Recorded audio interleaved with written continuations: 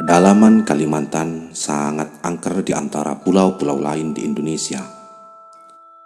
Keangkerannya sudah menjadi rahasia umum, khususnya di kalangan pekerja proyek jalur lintas Kalimantan Selatan maupun para transmigran.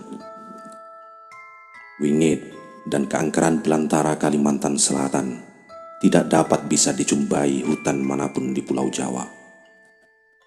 Masyarakat di daerah Sungai Nyamuk, Desa Lampahan, Kabupaten Kota Baru, Provinsi Kalimantan Selatan, sudah tidak aneh berpapasan maupun dihampiri jin berwujud aneh, baik pada malam hari maupun siang bolong. Di antara lebatnya pohon-pohon tua berpostur raksasa, diyakini menjadi pusat kerajaan jin. Wilayah kekuasaannya sangat luas, hingga memakan separuh lebih daratan di Pulau Borneo ini. Gaung kebesaran Raja Jin masa lampau bergelar Pangeran Agung Borneo ini jauh lebih populer dibanding Presiden Indonesia di alam manusia. Usianya tidak ada yang tahu persis, namun diyakini sudah ada sebelum orang bule Belanda mendarat di bumi Jamrut Katulistiwa itu, bahkan jauh sebelum Kalimantan dihuni bangsa manusia. Sebagian anak-anak Dayak bahkan menjalin persahabatan dengan jin sudah bukan barang yang aneh. Anak dari suku pedalaman ini punya bahasa sandi tersendiri untuk memanggil sahabatnya agar bersedia datang dari alam gaib ke alam manusia. Beda dengan mantra para supranatural yang panjang berkelok-kelok. Bagi anak Dayak, hanya cukup menyebutkan beberapa kata ke arah batang pohon tua dan besar. Hanya dalam hitungan menit, dari batang dalam pohon besar itu keluar jin dalam wujud anak sebaya anak manusia yang mengundangnya. Kedua bocah dari dua alam berbeda itu pun terlibat permainan tanpa rasa takut ataupun jengah hingga berjam-jam. Mereka menghentikan permainan manakala di tempat itu melintas manusia dewasa ataupun orang tua si anak manusia. Tetapi sepanjang pemantauannya dilakukan secara sembunyi-sembunyi, aktivitas permainan kedua bocah dari dua alam berbeda itu pun tidak akan terusik. Bagaimana jadinya jika ada manusia yang secara tidak sengaja memasuki ataupun tersesat ke alam kerajaan jin? Tentu ada dua kemungkinan. Jika masih beruntung, manusia bersangkutan akan menemukan jalan keluar dari alam jin ke alam manusia. Tetapi jika apes, bisa-bisa sepanjang sisa umurnya terjebak di alam jin. Lalu bagaimana jadinya jika manusia tersebut dianggap telah melakukan pelanggaran sehingga dianggap layak untuk dihukum? Peristiwa mencekam itu pernah dialami Nuryanto, 45 tahun. Seorang transmigran asal Kabupaten Indramayu, Jawa Barat, yang mengadu nasib di daerah Sungai Nyamuk, Desa Lampahan, Kabupaten Kota Baru, Provinsi Kalimantan Selatan. Kang Nur terlahir dari keluarga buruh nelayan di Desa Ujung Gebang, Kecamatan Sukra, Kabupaten Indramayu, Jawa Barat. Sejak kanak-kanak, dia sudah akrab dengan pekerjaan sebagai nelayan. Tetapi ganasnya gelombang pantai utara, Pantura, secara tragis melahap nyaris 2/3 daratan Desa Ujung Gebang.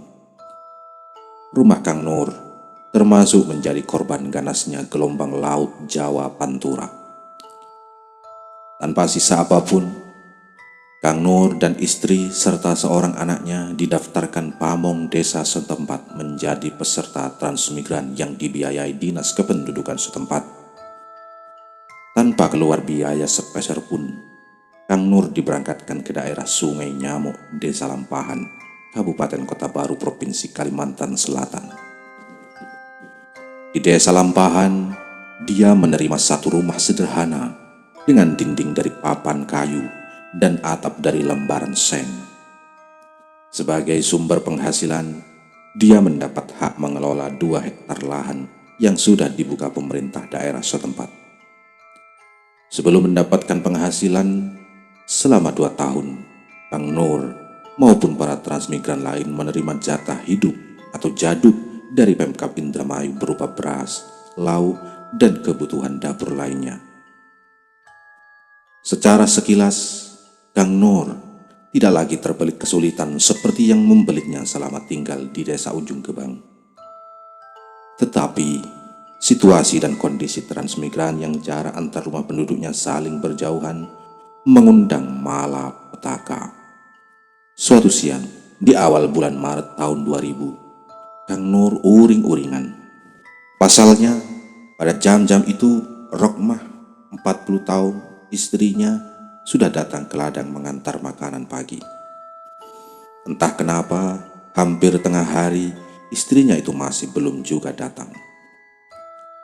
Sambil menahan dongkol disertai deraan lapar yang melilit, Kang Nur meninggalkan ladangnya.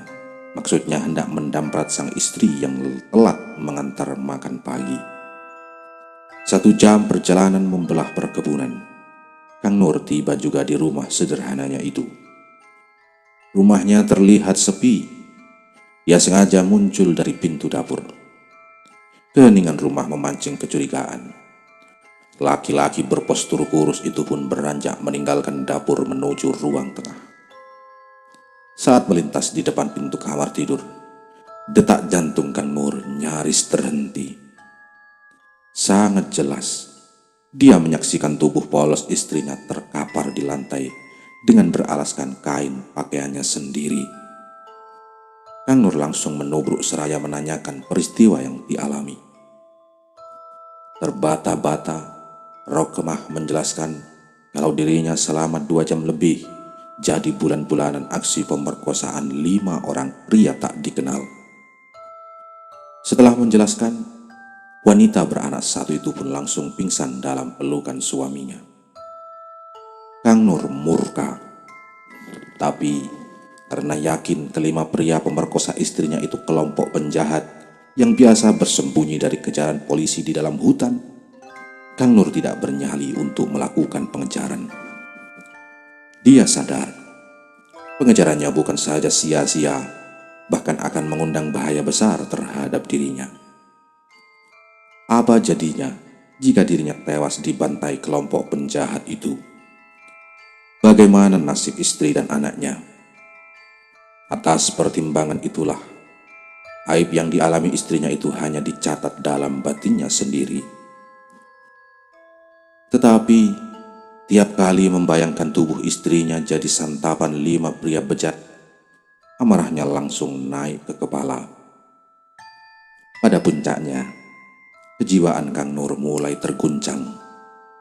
Selang 1 bulan setelah peristiwa itu, Kang Nur meninggalkan rumahnya menuju ladangnya. Anehnya, lajur ladang seluas 2 hektar itu dia tinggalkan, dan makin lama langkahnya makin jauh meninggalkan daerah Sungai Nyamuk, di mana lokasi tersebut sudah dibuka pemerintah setempat buat aktivitas para transmigran. Beberapa jam berikutnya, langkah Kang Nur memasuki belukar setinggi paha dengan pepohonan raksasa sangat rapat di sekelilingnya. Kini, Kang Nur sudah melangkah memasuki belantara Kalimantan yang tersohor itu. Goresan duri pada betis dan paha sedikit pun tidak dia rasakan, bahkan darah yang mulai memenuhi telapak kakinya akibat goresan duri dia abaikan. Seharian penuh tanpa henti dia melangkah menerobos rapatnya belukar. Dia menghentikan langkah saat tenaganya sudah terkuras habis disertai perutnya yang sudah kandas. Dia duduk di bawah pohon ukuran sedang di samping pohon berpostur raksasa menjulang langit. Selama mengayun langkah, laki-laki kurus itu lebih banyak menunduk, mengamati belukar yang akan dilalui. Hanya beberapa kali saja mendongakkan wajah ke langit yang sebagian terhalang rimbunnya dedaunan. Pada saat mendongak ke atas, sontak langkah kakinya terhenti, bahkan nyaris berhenti bernafas, manakala dia menyaksikan pohon kantil yang menaungi kepalanya. Tetapi bukan karena daunnya yang rimbun sehingga menyontakkan langkah kakinya, melainkan ada keganjilan pada bentuk kembangnya. Di antara ratusan bahkan ribuan kuntum kembang yang mekar itu, di antaranya ada 2 kuntum kembang kantil yang unik, ganjil, dan horor. Di mana satu kuntum bentuknya mirip berupa perempuan bugil secara utuh sebesar lengan orok manusia, dan satu kuntum lainnya hanya sebatas pantat hingga ke ujung kaki yang juga telanjang. Begitu kesimanya hingga Kang Nur belasan menit lamanya mengamati keganjilan kembang kantil. Dan saat menurunkan wajahnya, dia terlonjak mundur. Apa lagi yang telah terjadi? Kening Kang Nur berkerut 3 lipatan. Betapa tidak, di bawah kakinya kini tak ada lagi belukar. Ditoleh ke penjuru angin, tak ada batang-batang pohon sebesar gajah. Itu semuanya lenyap secara misterius, selain hanya pohon kantil yang masih bertahan pada posisinya.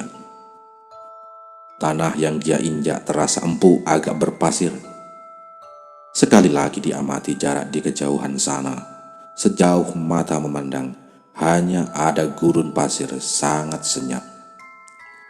Di langit tak tampak bola matahari, sehingga situasinya cukup temaram.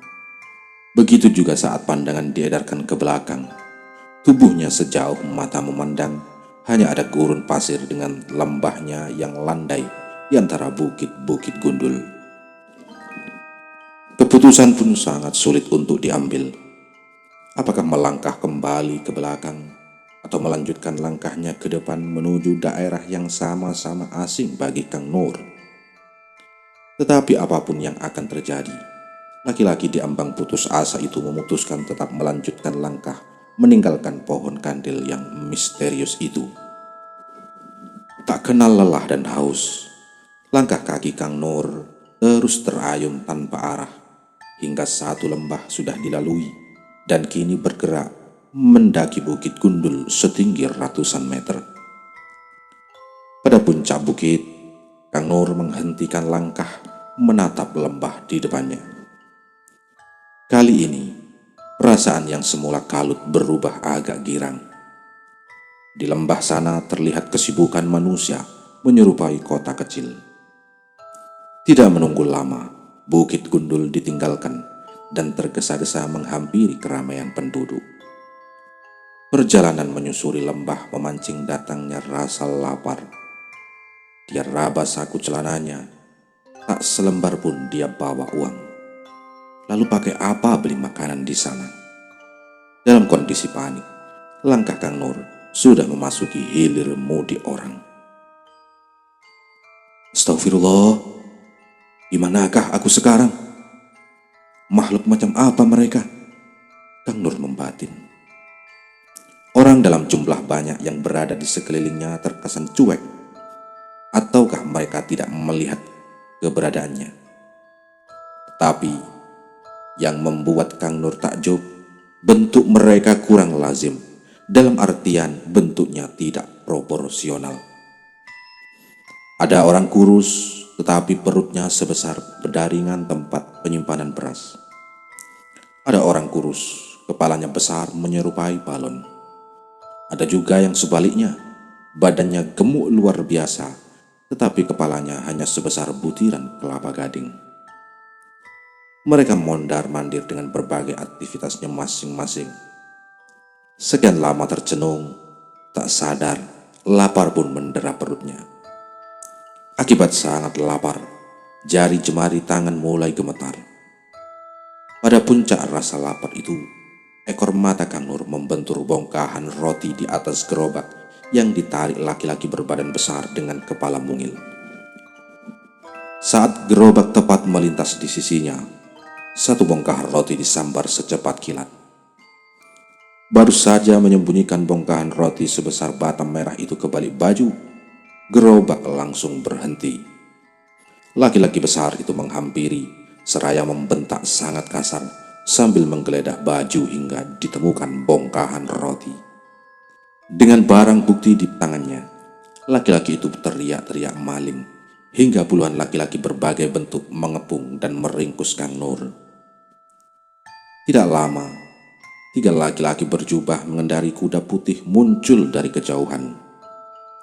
Kedatangan ketiga laki-laki parlente itu, orang-orang yang meringkus Kang Nur langsung menjelaskan kasus pencurian yang dilakukan Kang Nur. Ternyata 3 laki-laki berkuda itu tak lain adalah hakim wilayah. 3 laki-laki itu berdiri berhimpit-himpitan menghadap Kang Nur. Laki-laki yang berdiri di tengah mengeluarkan buku tebal, lalu membacakan pasal-pasal yang kurang dipahami Kang Nur.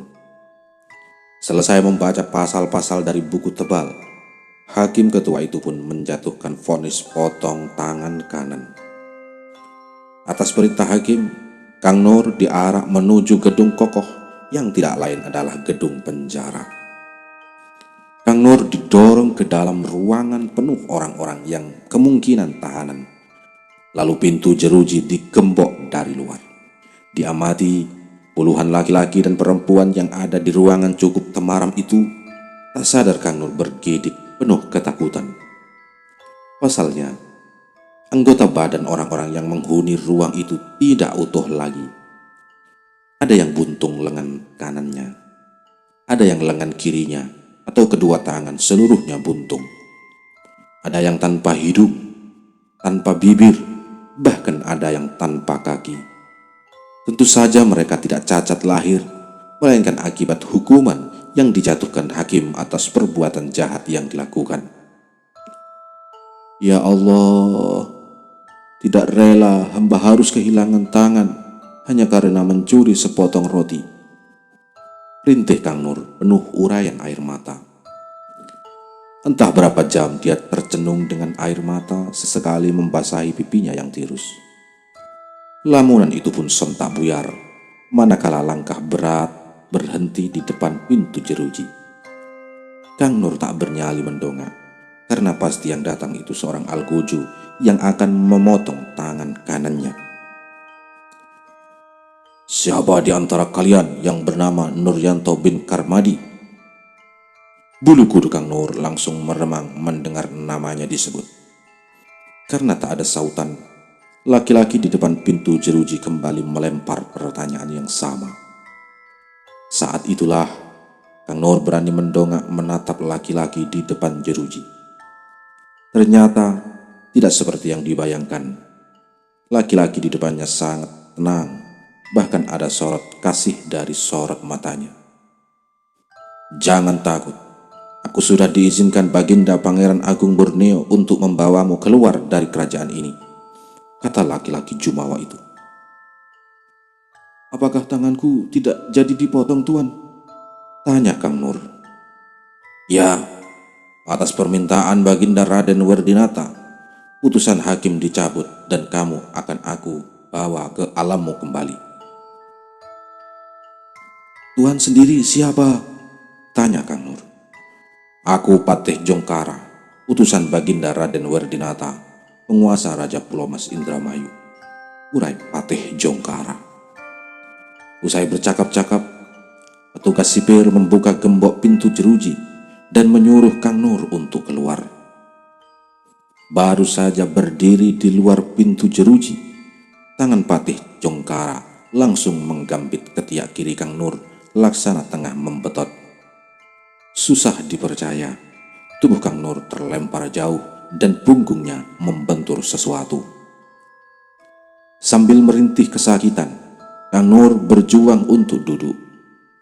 Dia celingukan ke sana kemari.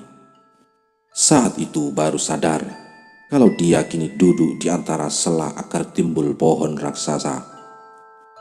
Beberapa langkah di depannya tampak belukar dan pohon kantil.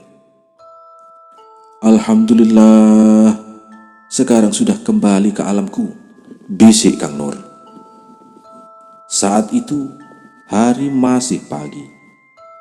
Kang Nur melangkah tertatih-tatih memutar badan menuju ke arah rumahnya. Pasti semalaman tadi istrinya sibuk melakukan pencarian, pikirnya. Memasuki ladangnya, Kang Nur dibuat kaget, sebab tanaman kelapa sawit di ladangnya sudah tumbuh tinggi bahkan sedang berbuah lebat. Lalu muncul 2 laki-laki sebayanya. Kang Nur langsung menyapa mereka. "Maaf Pak, apakah ini ladang sawit punyaku?" tanya Kang Nur. Kedua laki-laki itu saling berpandangan satu sama lain. Lalu salah satunya menjawab, "Maaf, Bapak ini siapa? Sudah 6 tahun aku mengelola ladang sawit ini." "Bapak jangan gurau. Biarpun ada yang aneh, aku sangat hafal dan yakin sebab akulah yang menanam sawit di ladang ini," bantah Kang Nur. "Sekali lagi minta maaf, siapakah Bapak ini?" "Aku Nuryanto, pemilik ladang ini. Bahkan siapa dan apa alasan Bapak mengaku sebagai pemilik ladang ini?" tanya Kang Nur.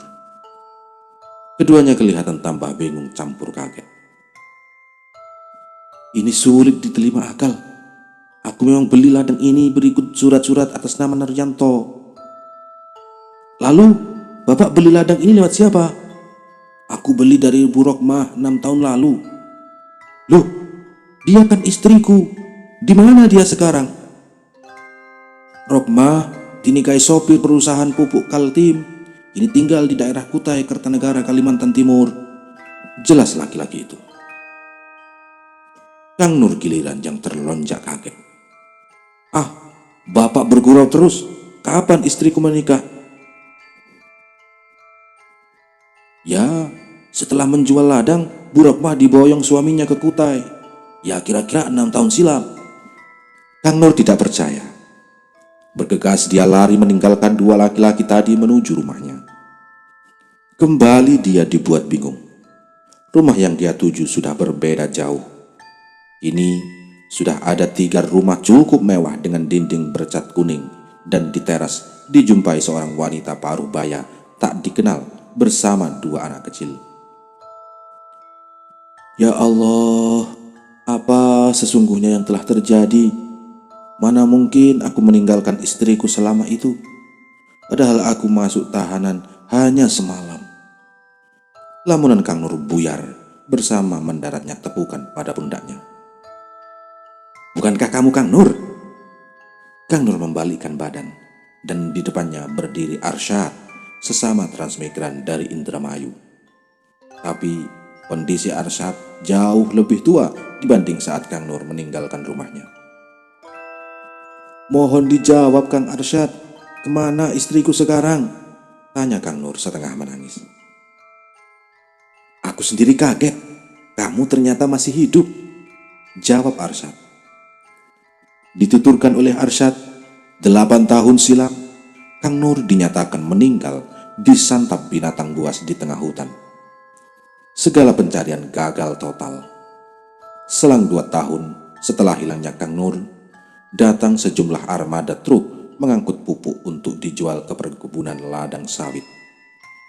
Dari sekian banyak sopir, salah satunya naksir Rokmah yang dinyatakan janda kembang, hingga keduanya sepakat untuk menikah. Karena statusnya sopir pabrik pupuk Kaltim, Rokmah diajak pindah ke Kutai untuk tinggal di sana. Sebelum berangkat ke Kutai, seluruh ladang sawit dijual kepada penduduk lain yang berminat. Mendengar penjelasan Arsyad, lemaslah sepasang dengkuk Kang Nur. Sebab ternyata dia sudah 8 tahun meninggalkan alam manusia. Karena iba, Arsyad mengajak Kang Nur untuk tinggal di rumahnya yang hanya berselang beberapa petak dari ladang sawit miliknya.